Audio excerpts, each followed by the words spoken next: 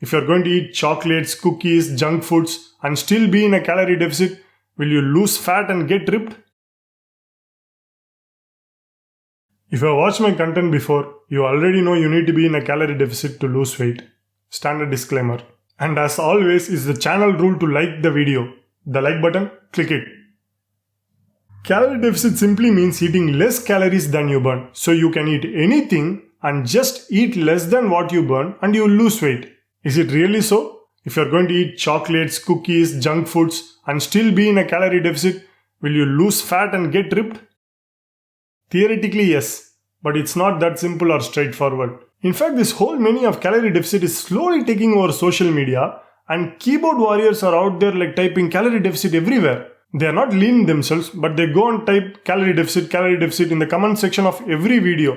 Like in my walking video, where I mentioned it was the only cardio I did, I could see some people say you don't need to do cardio at all, just calorie deficit is enough. In another video where I talk about lifting weights, you don't need to lift weights at all, just calorie deficit is enough. They have no idea what my body fat percentage was and how much deficit I had to sustainably create over the course of years. So it's not as simple as saying calorie deficit, and it depends on how you can create that calorie deficit sustainably over long periods of time, irrespective of how your body adjusts. Because you cannot simply reduce what you eat continuously. So in this video, I'll talk about different strategies like what foods you can eat and why to lose fat more efficiently and fast on top of calorie deficit. So point 1. When you eat, your food matters a little bit. We are talking about losing fat fast, so we need every little advantage, the extra bit of oomph. Again, calorie deficit experts will say you can eat foods whenever you want, and if you are in a deficit, it will help you lose weight. That is true again, theoretically, but still, when you eat, your food matters.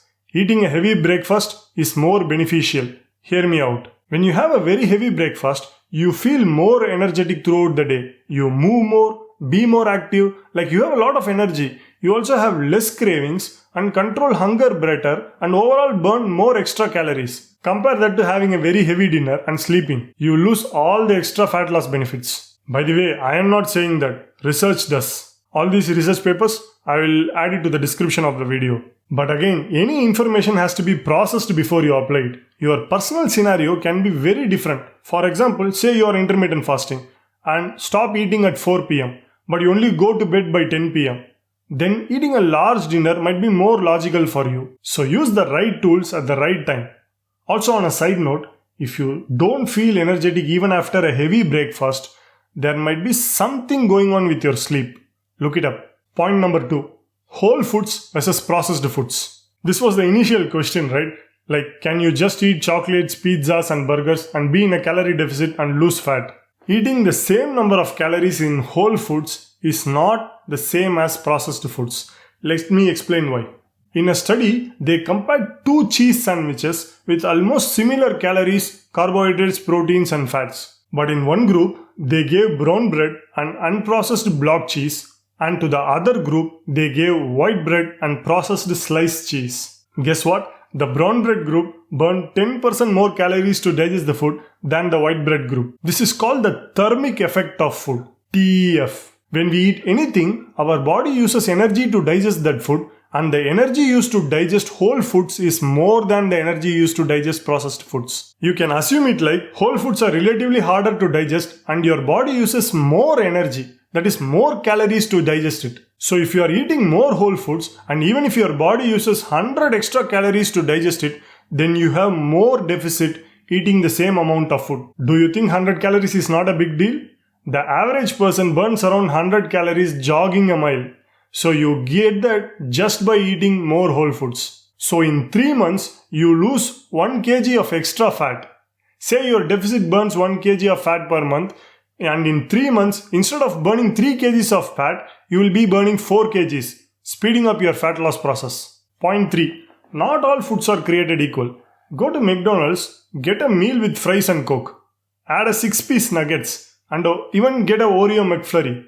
I bet most people can eat it all. That's 2000 calories. Actually, maybe you can add a 9-piece nuggets too, and I am sure you will still finish it. But come on, and for the next meal, try eating 8 boiled egg whites, 2 large bananas, 8 brown breads, 100 grams fish, and half a kg of boiled potatoes. You can't. But you know what? It's not even 2000 calories. I guess you get the point. We can easily finish the McDonald's meal, while it will be hard to eat everything in the other list I mentioned. Why is it so? There are two reasons why all foods are not equal. Some foods have lower calories for higher volume or more quantity. Like you can eat so much of it and still it will be hardly 100 calories. Example, cucumber. 1 kg of peeled cucumber has just 120 calories. Like you can eat 1 kg of it.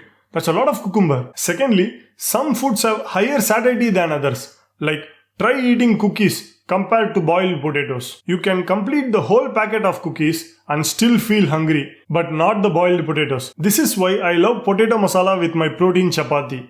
By the way, if you don't know how to make high protein chapathis, you can find a link to that in the description. And here's a list of high satiety whole foods. Try to include them in your diet so you don't feel hungry while dieting. So putting all these together, you can eat high satiety, unprocessed whole foods with most of the calories around breakfast to truly speed up your fat loss process. And that's exactly what I did. I hope you will do it as well. By the way, if you found it useful, you know what to do. Like the video and subscribe to the channel. Thanks.